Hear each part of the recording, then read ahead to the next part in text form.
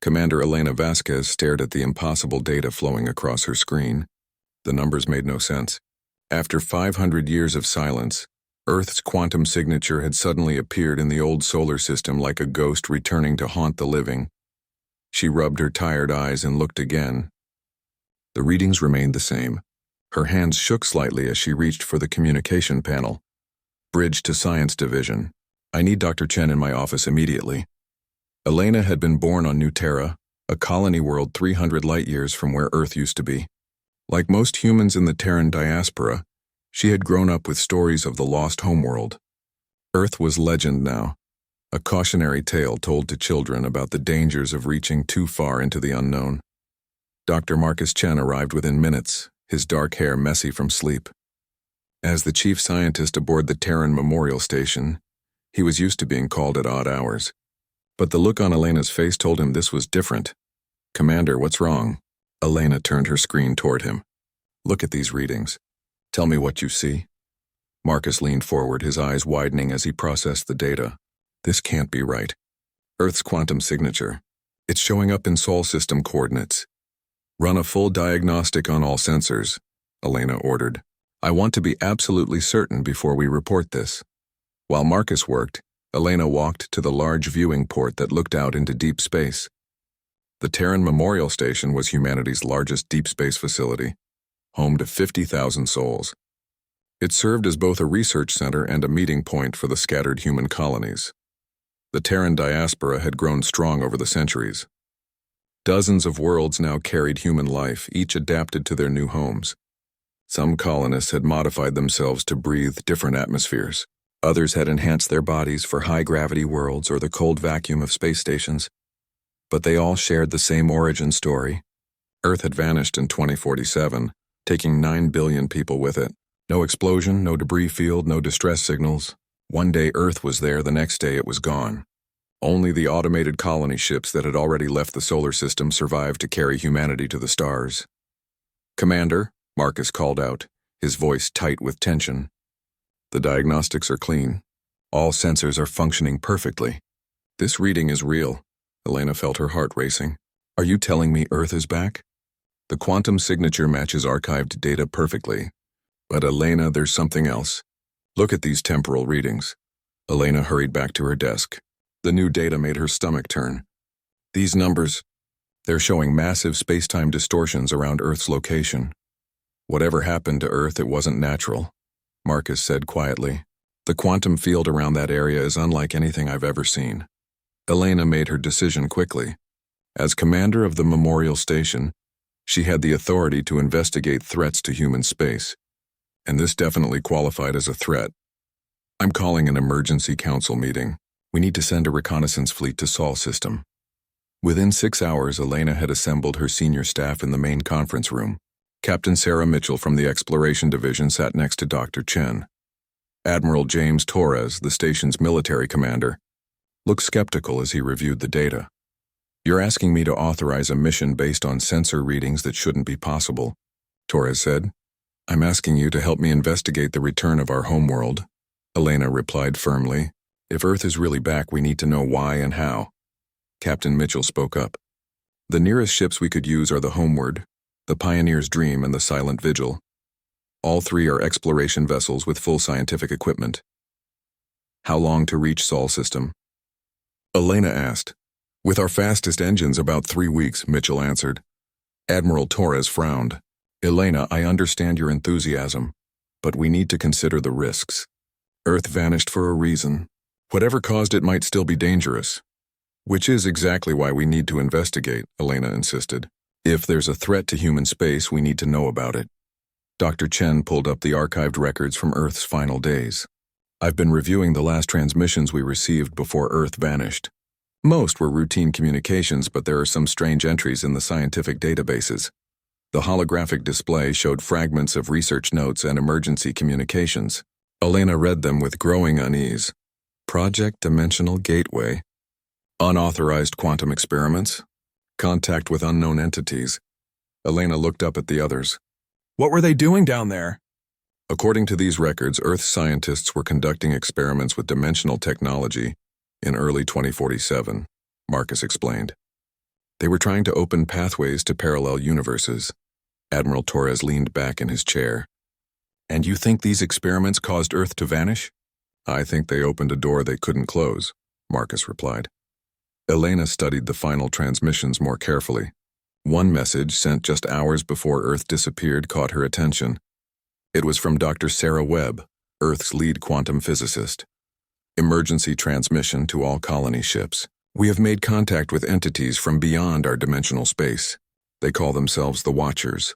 We do not understand their intentions, but they seem interested in our quantum experiments. Dr. Peterson believes we may have accidentally invited them into our reality. If you receive this message and Earth is gone, do not attempt to return. The Watchers in the dark are not what they seem. The room fell silent as Elena finished reading. The Watchers in the dark, Captain Mitchell repeated slowly. That doesn't sound friendly. There's more, Dr. Chen said, pulling up another file. This is the absolute final transmission from Earth. It was sent on an automated system just minutes before the quantum signature disappeared. The message was brief, but terrifying. They offered to protect us. The price was too high, but the alternative was extinction. Forgive us. Do not trust the shadows. Elena felt a chill run down her spine. Whatever happened to Earth, it wasn't their choice. They were forced into it. Admiral Torres stood up slowly. Elena, if these transmissions are accurate, we could be flying into a trap. These Watchers might still be there. Or they might need our help, Elena countered. Either way, we have a responsibility to investigate.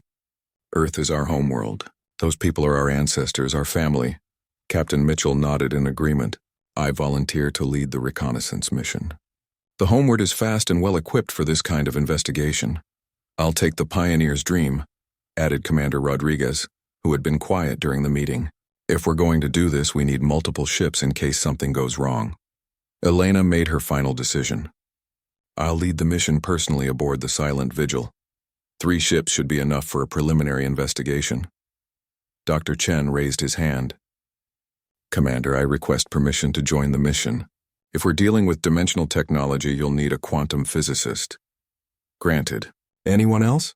Several other specialists volunteered, including xenobiology experts, engineers, and military advisors. Elena carefully selected a team of 30 specialists spread across the 3 ships. As the meeting broke up, Admiral Torres pulled Elena aside. Elena, I need you to understand something. If Earth really is back after 500 years, there's going to be panic across human space. Every colony world will want answers. Every government will demand action. You're not just investigating a scientific anomaly. You're potentially reshaping the future of humanity. Elena nodded grimly. I understand the stakes, James, but we can't ignore this. If our homeworld has returned, we need to know why. Over the next 2 days, the 3 ships prepared for departure. Elena spent most of her time reviewing archived data about Earth and the dimensional experiments. The more she learned, the more worried she became. The Quantum Gateway project had been highly classified, but the available records painted a disturbing picture. Earth scientists had successfully opened rifts in space-time, allowing them to peer into other dimensions. What they saw there had frightened them enough to try shutting down the project. But the final entry suggested it was too late. Something from the other side had noticed Earth and was coming through the rifts. The last coherent scientific report mentioned massive entities of pure energy and intelligence beyond human comprehension. Elena was reading these reports in her quarters when Dr. Chen contacted her. Commander, I've found something else in the archives. It's a personal message from Dr. Webb, recorded just hours before Earth vanished. Elena authorized the transmission to her personal screen.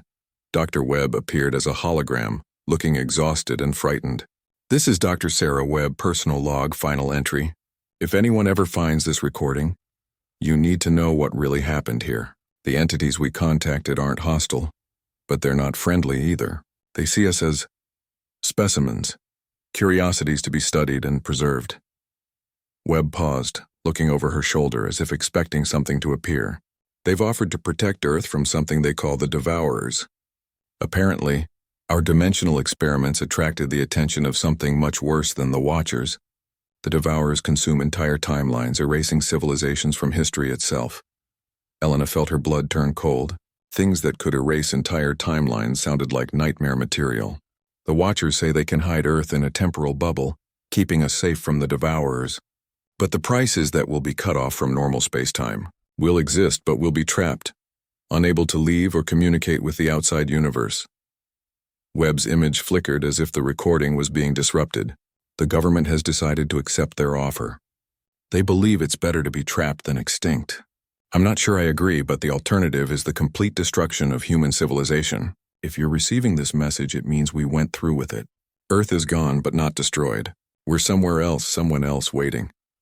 The recording ended abruptly, leaving Elena staring at an empty screen. She immediately called Dr. Chen. Marcus, did you see the full recording? Yes, Commander. If Dr. Webb was telling the truth, Earth isn't just back. It's been in some kind of temporal prison for 500 years. Elena walked to her viewport and looked out at the stars. Somewhere out there, Earth waited with 9 billion people who had been trapped for 5 centuries. People who might not even know how much time had passed. Marcus, what do you think happened? Why would Earth's temporal bubble suddenly fail after all this time? I don't know, Elena, but I have a feeling we're about to find out. The next morning, Elena stood on the bridge of the silent vigil as the 3-ship fleet prepared to depart. Captain Mitchell's voice came through the communication system from the homeward. All ships report ready for departure, Commander. Elena took a deep breath. She was about to lead humanity back to its lost homeworld, but she had no idea what they would find there. Ancient entities that claimed to be protectors? A planet full of people trapped in time? Or something much worse? Begin jump sequence, Elena ordered. Destination, Sol system. Let's go bring our people home. As the ships entered hyperspace, Elena couldn't shake the feeling that they were walking into a trap 500 years in the making. But humanity had never been known for taking the safe path. If Earth was out there, they would find it. And if the Watchers in the dark were still there, humanity would deal with them too. 3 weeks later, Elena stood on the bridge of the silent vigil as the fleet dropped out of hyperspace at the edge of the Sol system. What she saw through the main view screen made her heart stop. Earth was there. Not the dead, lifeless rock she had expected to find, but the blue-green jewel of her ancestors' stories. White clouds swirled over familiar continents. The lights of cities twinkled on the dark side of the planet. It looked exactly like the archived images from 2047. Commander, called Lieutenant Park from the sensor station. I'm reading normal atmospheric composition. Oxygen, nitrogen, trace gases all within expected parameters. The planet appears to be fully inhabited. Elena felt dizzy. After 500 years, Earth looked like nothing had changed at all. Captain Mitchell, Commander Rodriguez, are you seeing this? Elena asked through the communication system. Confirmed, Elena, came Mitchell's voice from the homeward. Earth looks perfectly normal. Almost too normal. Dr. Chen was bent over his instruments, frowning at the readings. Commander, the quantum signature is definitely Earth's, but there are some very strange readings around the planet. Define strange. Space-time distortions. The gravitational field around Earth is fluctuating in patterns I've never seen before. It's like the planet is flickering in and out of our dimension. Elena moved to the sensor station to see for herself. The data was confusing. Earth appeared solid and real, but the quantum readings suggested it was somehow unstable. What about communications? Can we contact them? Lieutenant Park tried several frequency ranges.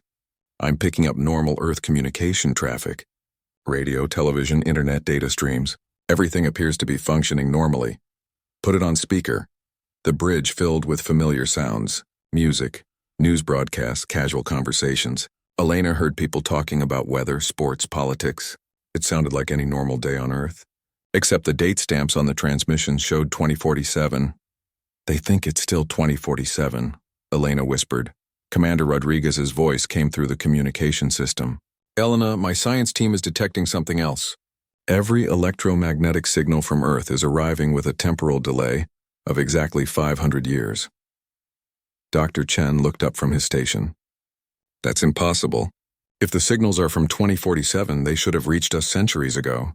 Unless, Elena said slowly, they've been broadcasting the same day over and over again for 500 years. The implications were terrifying. If Earth was stuck in some kind of temporal loop, repeating the same day endlessly, then the people down there might not even know what had happened to them. Commander, Lieutenant Park called out urgently, I'm detecting movement in Earth's orbital space. Multiple objects approaching our position. Elena looked at the tactical display. 3 spacecraft were rising from Earth's surface, heading directly toward the fleet. But these weren't the primitive ships Earth should have had in 2047. These vessels were sleek and advanced, clearly built with technology far beyond what Elena remembered from the historical records. Are they hostile? Elena asked, unknown. They're not broadcasting any identification signals, but they're not targeting us either. Elena made a decision. Open a communication channel. Channel open, Commander. This is Commander Elena Vasquez of the Terran Diaspora Fleet. Please identify yourselves. For a moment, there was only static. Then a voice responded, speaking in perfect English but with an accent Elena didn't recognize. Commander Vasquez, this is Captain David Park of the Earth Defense Force. We have been expecting you. Elena exchanged glances with Dr. Chen. Expecting us? How did you know we were coming? Time moves differently here, Commander. We received your quantum signature 3 days ago, though I understand you departed only moments ago from your perspective. The science team on all 3 ships worked frantically to understand what they were hearing. Elena tried to stay calm. Captain Park, our records show that Earth vanished from normal space-time 500 years ago. Can you explain what happened? There was a long pause before Park responded. Commander, with respect, from our perspective, it has been 3 days since the transition. We are still learning about our new situation ourselves. Elena felt her world spinning. 3 days? Captain, according to our calendars, Earth disappeared in 2047. It's now 2547. I understand your confusion, Commander. Perhaps it would be better if we met in person. Would you be willing to accept an invitation to Earth's surface? Elena looked around the bridge. Her crew was watching her with mixed expressions of excitement and fear. This was the moment humanity had dreamed about for 5 centuries, but something felt very wrong. Dr. Chen, what's your assessment? Marcus was studying the quantum readings with intense concentration. Elena, the space-time distortions around Earth are getting stronger. Whatever is keeping this planet in temporal isolation, it's not entirely stable. Elena made her decision. Captain Park, we accept your invitation. But I want to bring a small team down in shuttles first, not the entire fleet.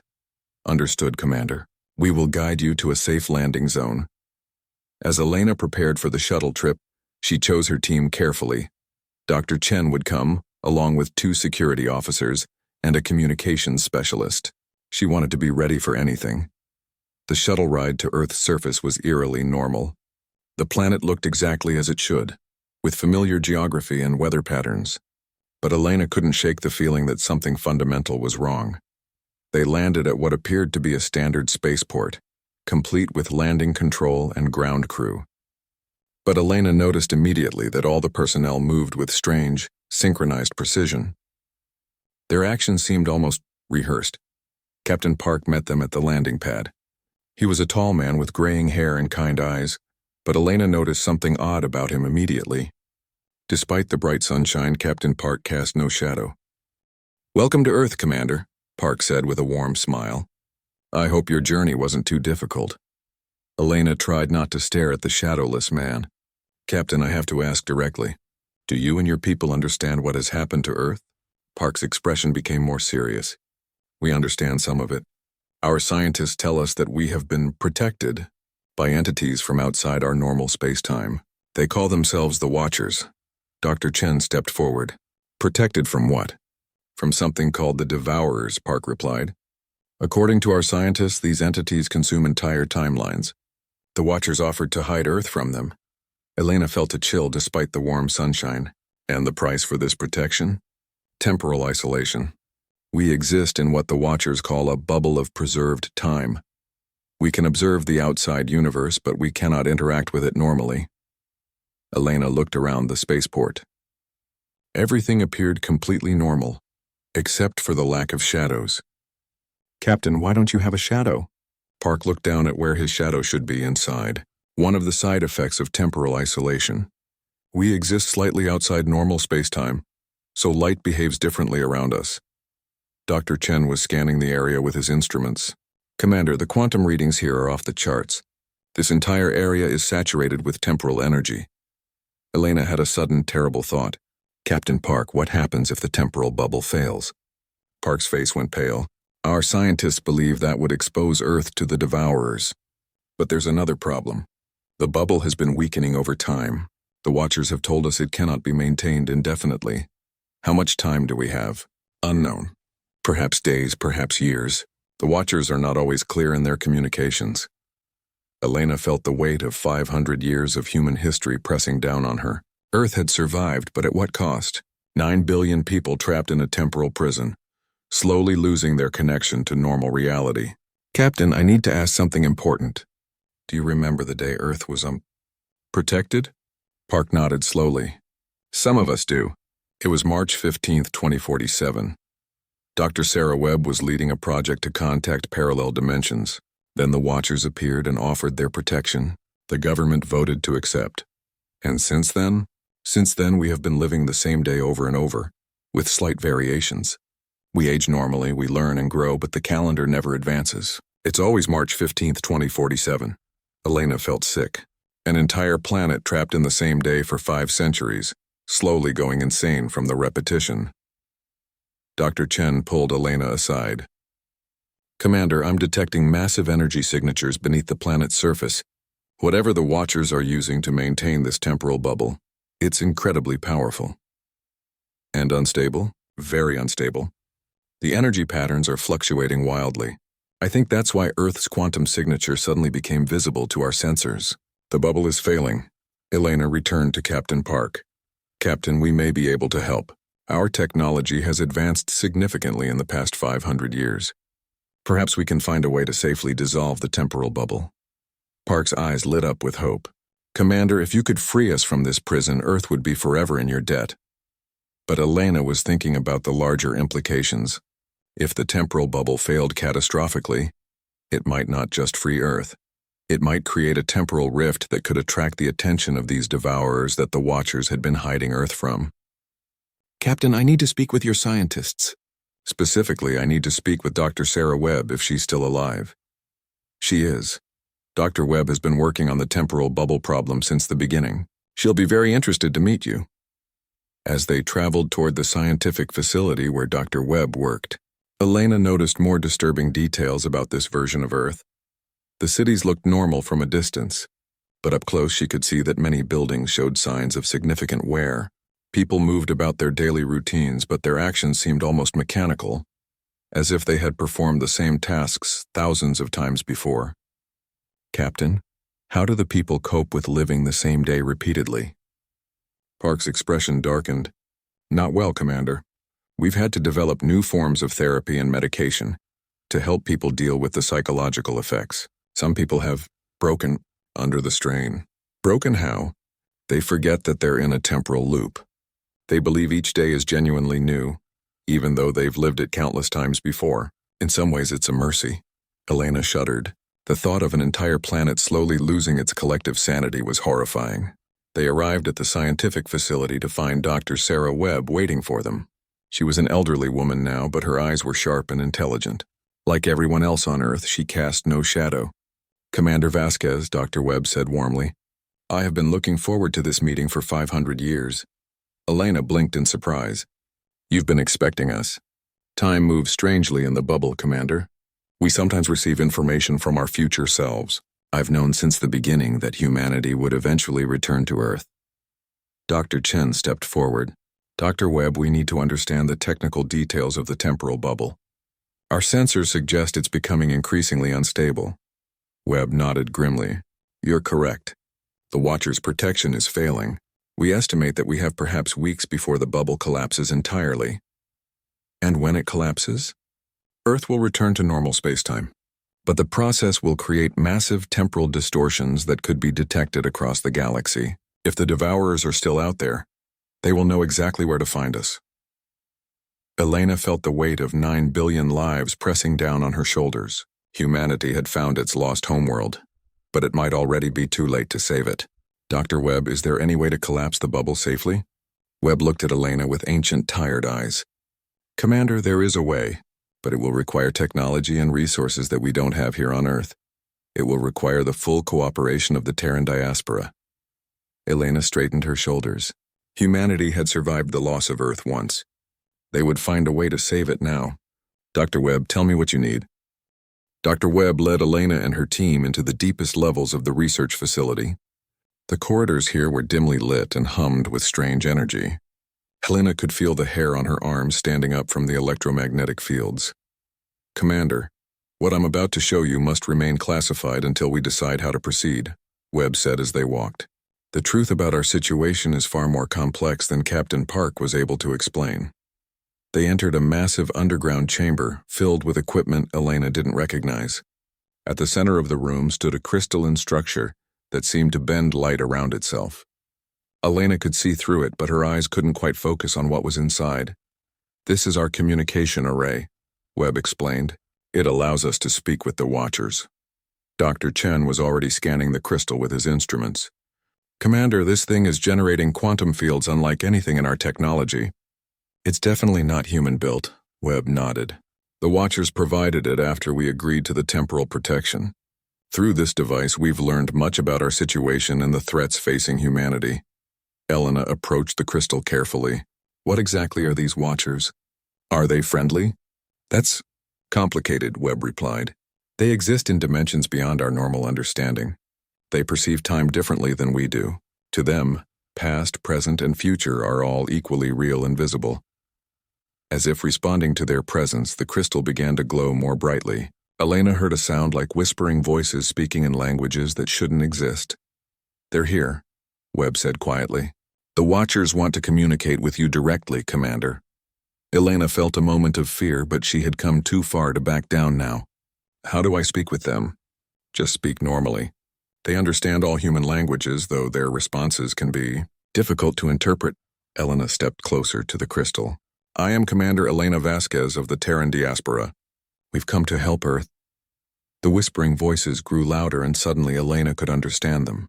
The words seemed to form directly in her mind rather than through her ears. "Elena Vasquez, we have observed your journey across the void of years. You seek to free the preserved ones from their temporal sanctuary." Elena fought to stay calm. Communicating with beings from other dimensions was not covered in any training manual. "Yes. We want to help our people return to normal space-time. The preservation was necessary. The Devourers had detected this reality cluster and were approaching to feed. Without our intervention, your species would have been erased from all timelines." Dr. Chen leaned forward. "What are these Devourers exactly?"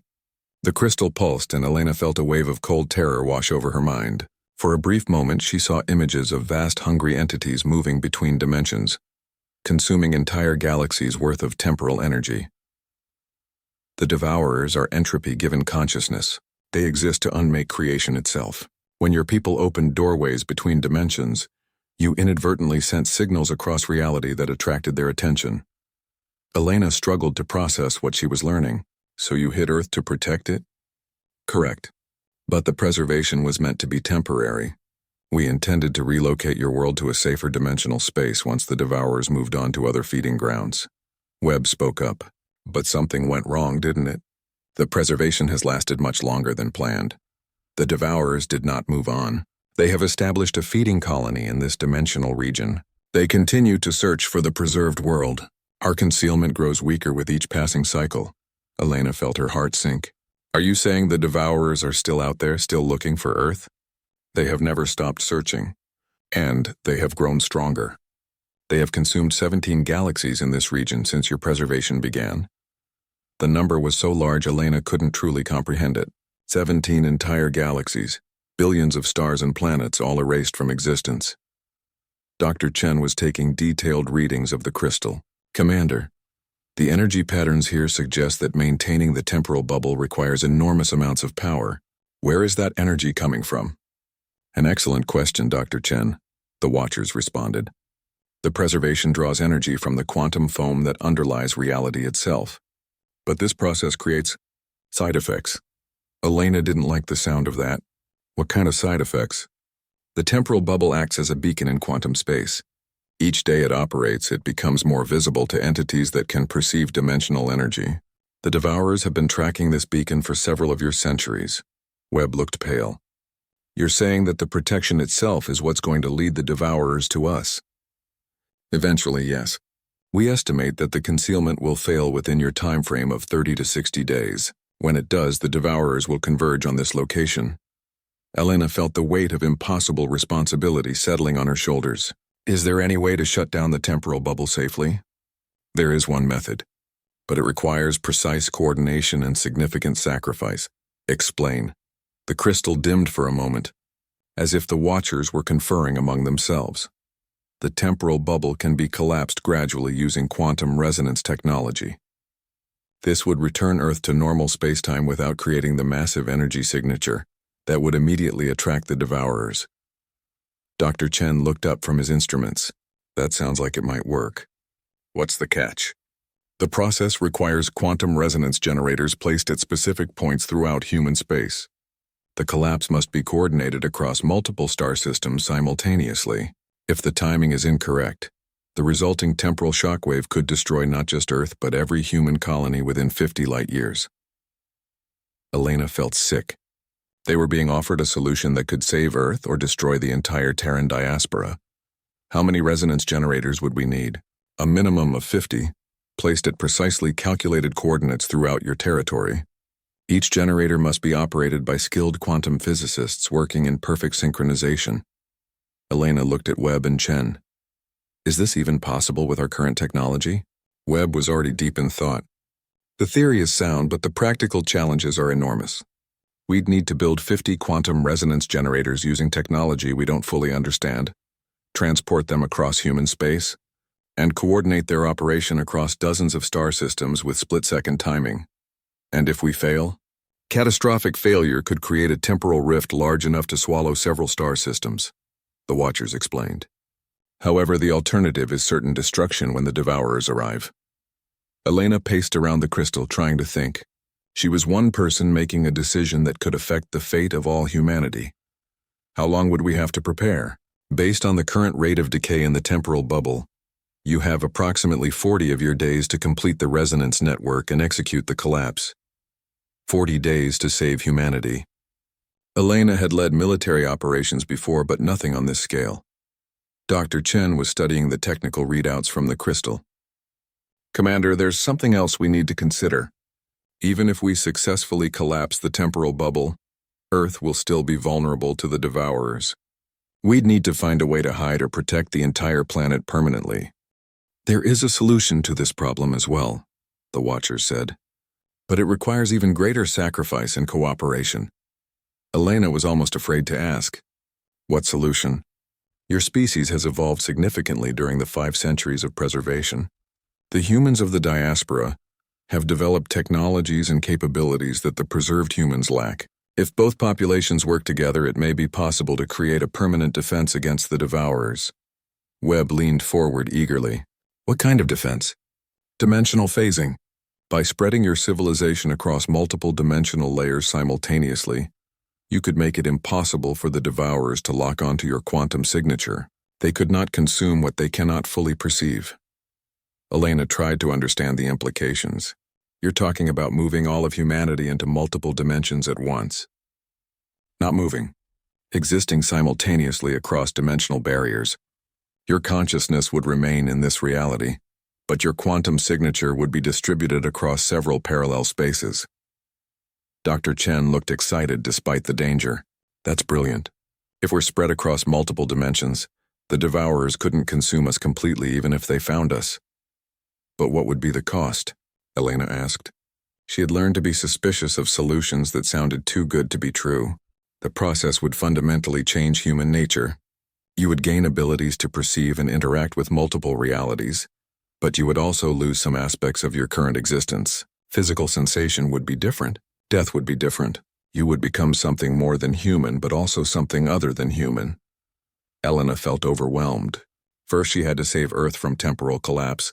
Then she had to save all of humanity from dimension-eating monsters. And now she was being offered the chance to transform the entire human species into something else entirely.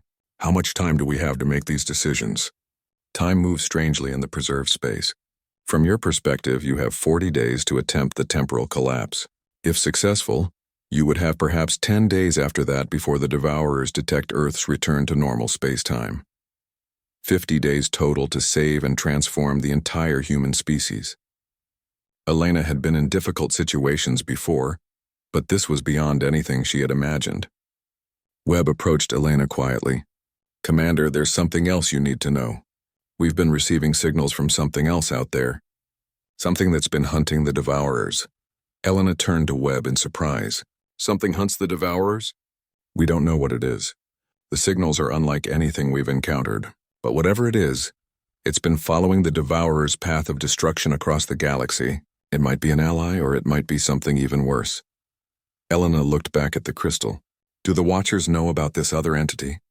The crystal pulsed nervously. We are aware of the hunter. It is older than the Devourers. Its intentions are unknown even to us. It does not communicate as we do. Is it friendly?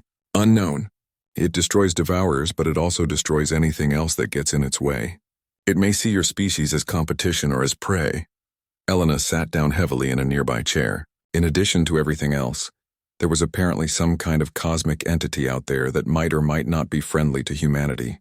Dr. Webb, Dr. Chen, I need your honest assessments. Is any of this possible? Webb and Chen looked at each other, then at Elena. Commander, Chen said slowly. The physics are incredibly complex, but theoretically possible. With the right resources and coordination, we might be able to pull this off. Webb nodded. The bigger question is whether humanity is ready for this kind of transformation. We're talking about changing the fundamental nature of human existence. Elena stood up and faced the crystal. Watchers, if we attempt this plan and succeed, what happens to you? Our purpose will be fulfilled. We will return to our own dimensional space and continue our eternal watch against the entropy that threatens all realities. Elena made her decision. Then we're going to try, all of it. The temporal collapse, the dimensional phasing, everything. Humanity didn't survive the loss of Earth just to give up now. The crystal pulsed with what Elena hoped was approval. Commander Elena Vasquez, the Watchers said. You have chosen the path of greatest risk and greatest potential. We will provide what assistance we can, but ultimately the success or failure of this plan rests with humanity itself. Elena turned to her team. We need to get back to the fleet immediately. We have 40 days to save our species and transform human civilization forever.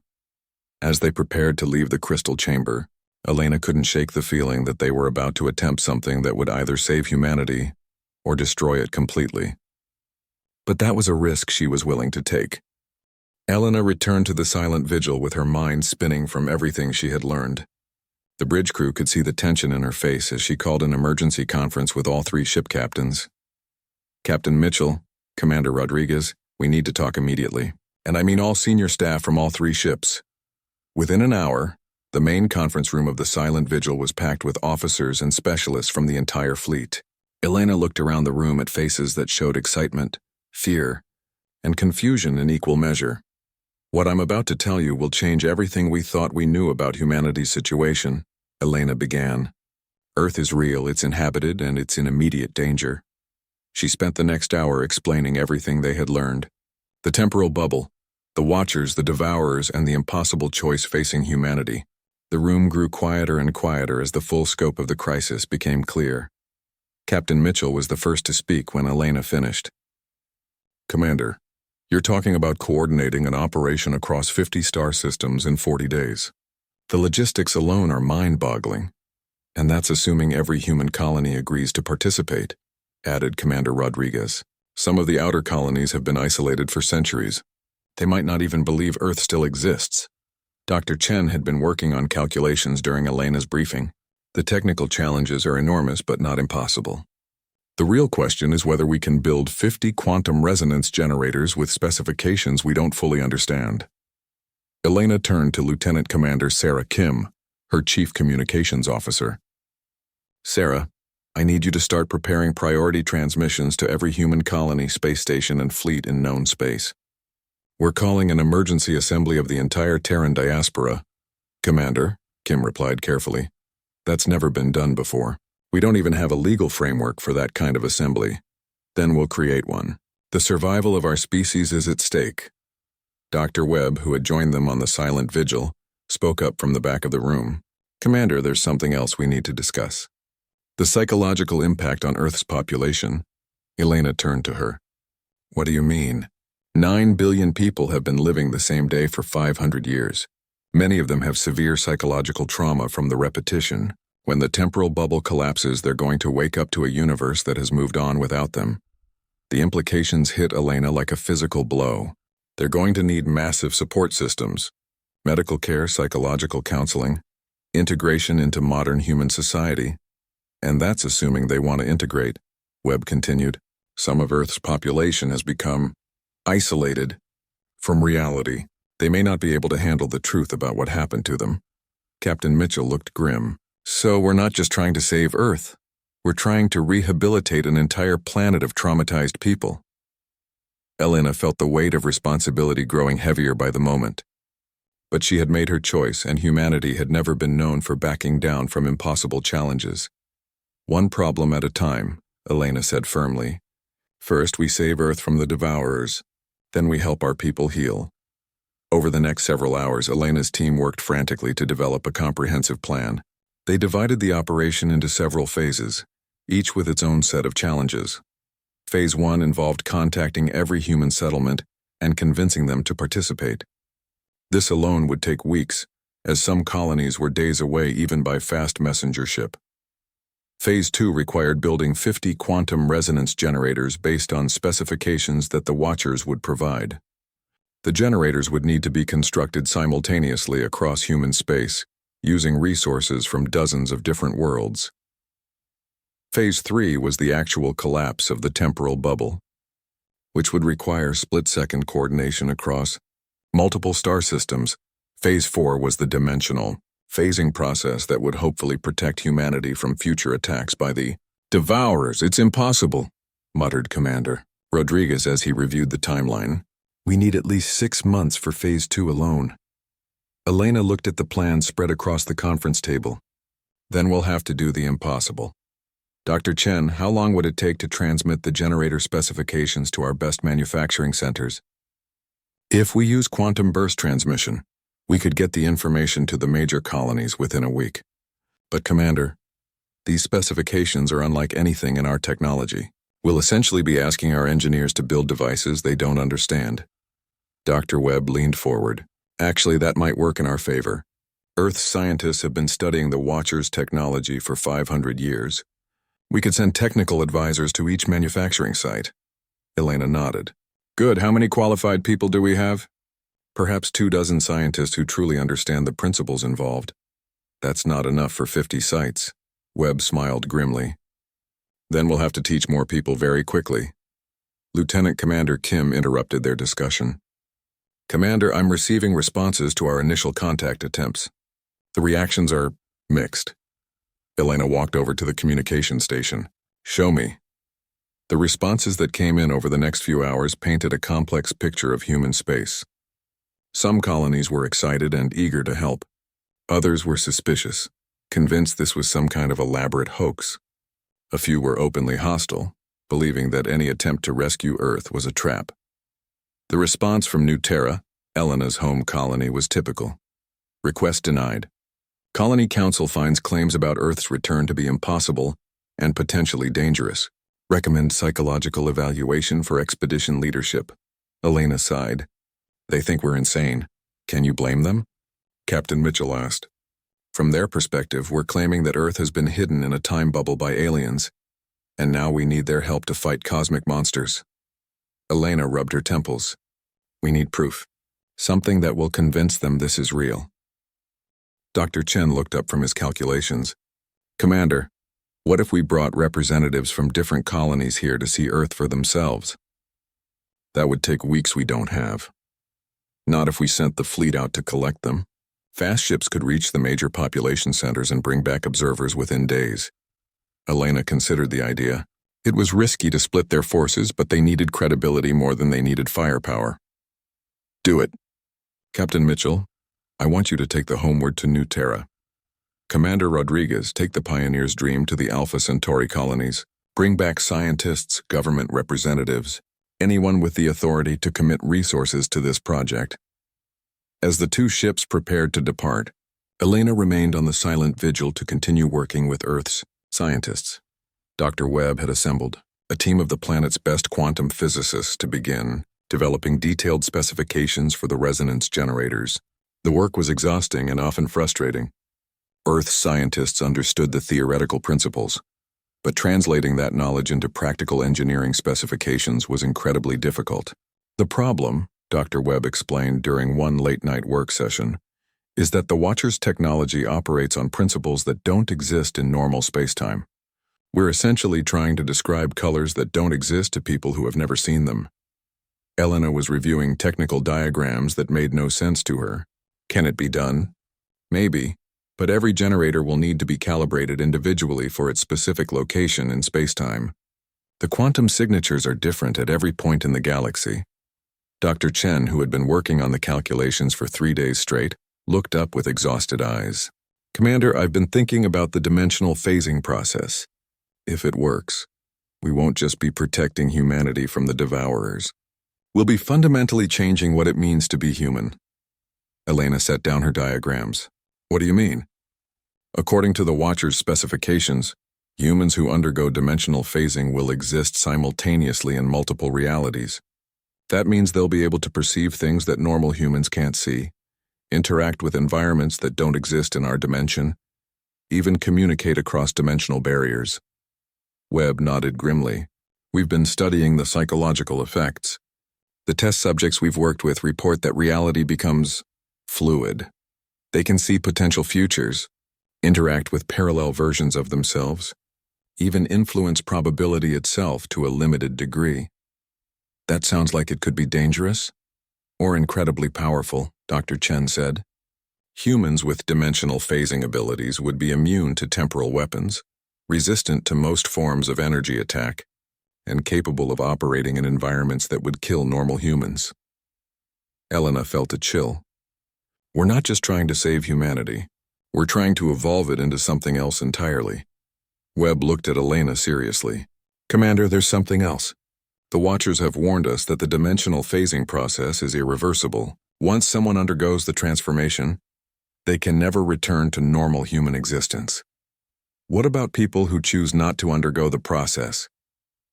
They'll remain vulnerable to the Devourers, and they won't be able to interact normally with phased humans. We'll essentially be creating 2 different species.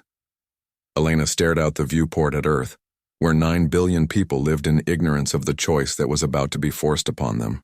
Dr. Webb, Dr. Chen, I need you to be absolutely honest with me. What are the odds that this plan will actually work? Webb and Chen exchanged glances.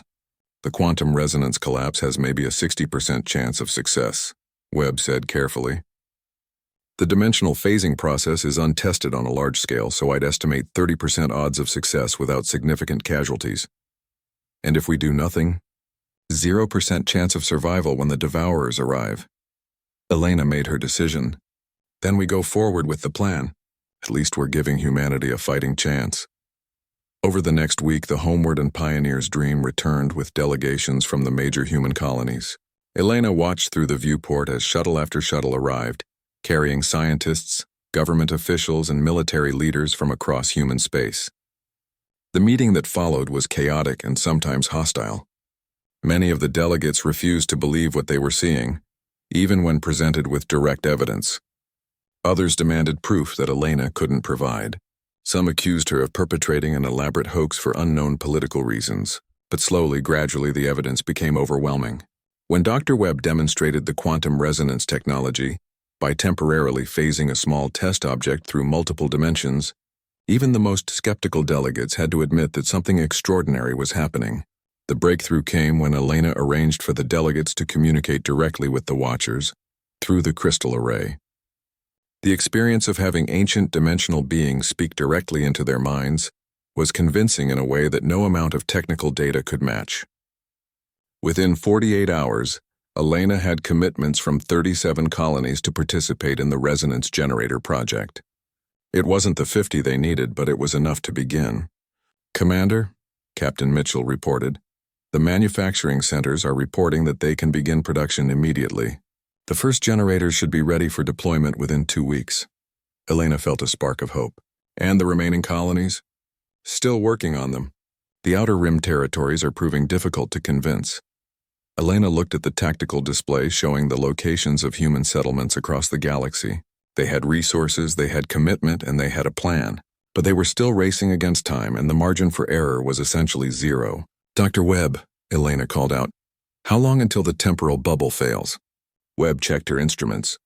32 days, Commander, and the degradation is accelerating. Elena turned to address the assembled delegates.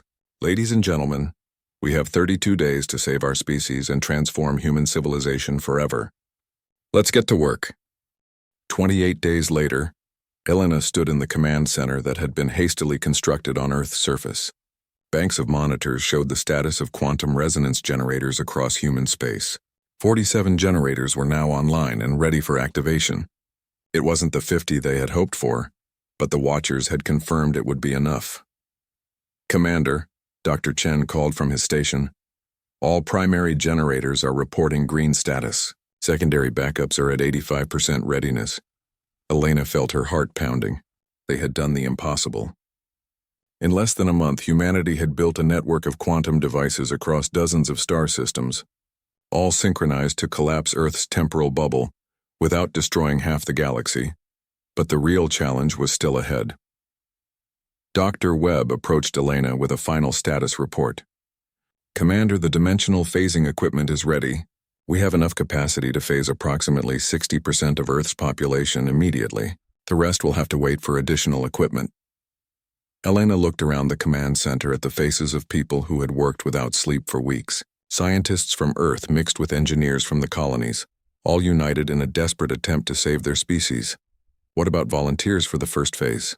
We have more volunteers than we can handle, Webb replied.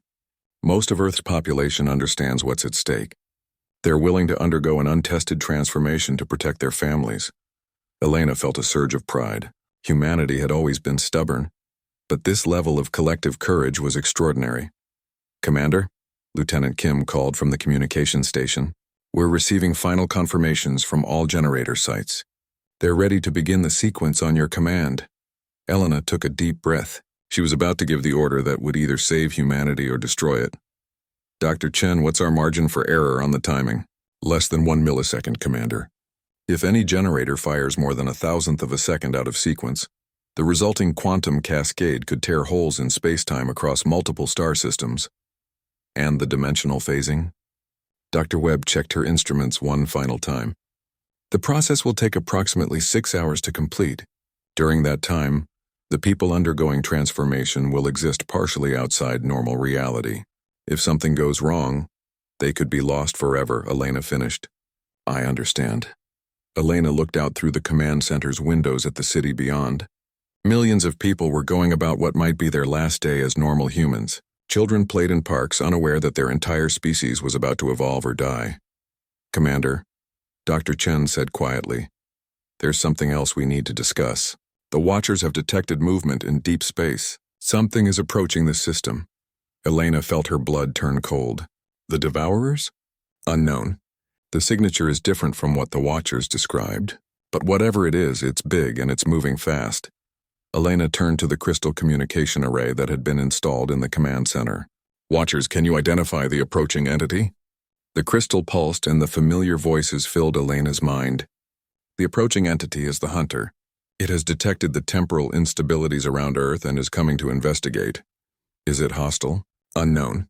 The Hunter destroys Devourers, but its intentions toward other species remain unclear. It may view your dimensional phasing as a threat. Elena felt the weight of impossible decisions pressing down on her. They were running out of time, and now they had an unknown cosmic entity approaching Earth. How long until it arrives? Approximately 8 hours. Elena did the calculations quickly.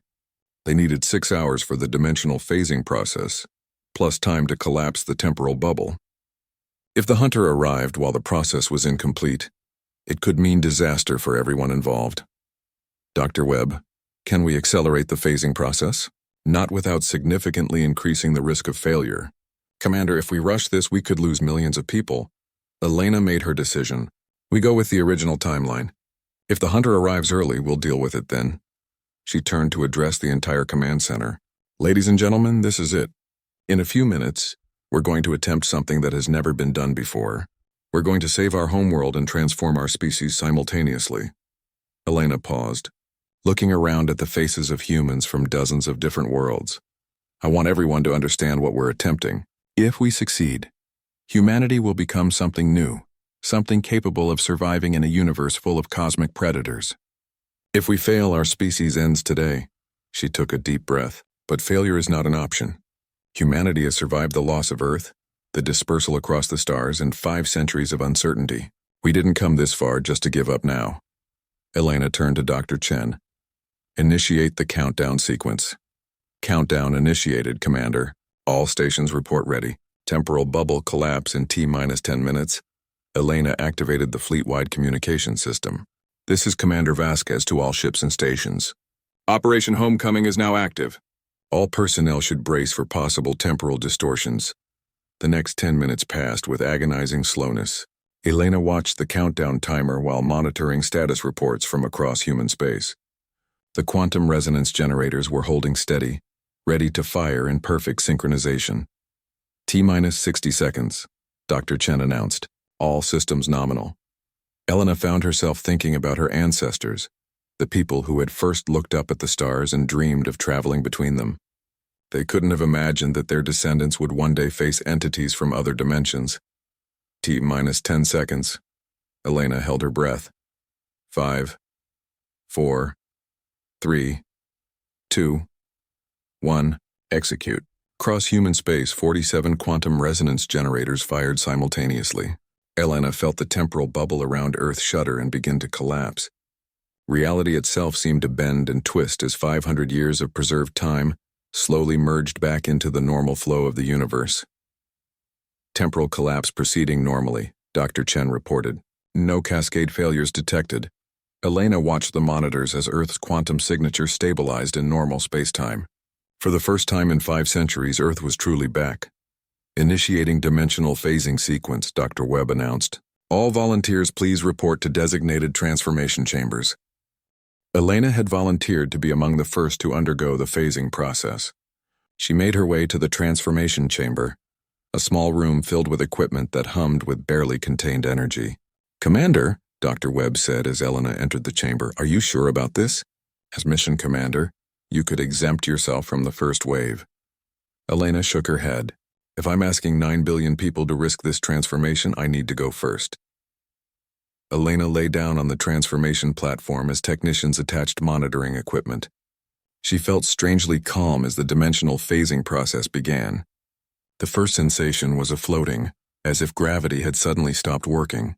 Then Elena felt her consciousness expand, spreading across multiple layers of reality simultaneously. She could see the chamber where her body lay, but she could also see countless variations of the same chamber in parallel dimensions. The experience was indescribable. Elena existed in multiple realities at once, able to perceive probability streams and quantum possibilities that normal humans couldn't even imagine. She could see potential futures branching out like an infinite tree, each decision point creating new possibilities.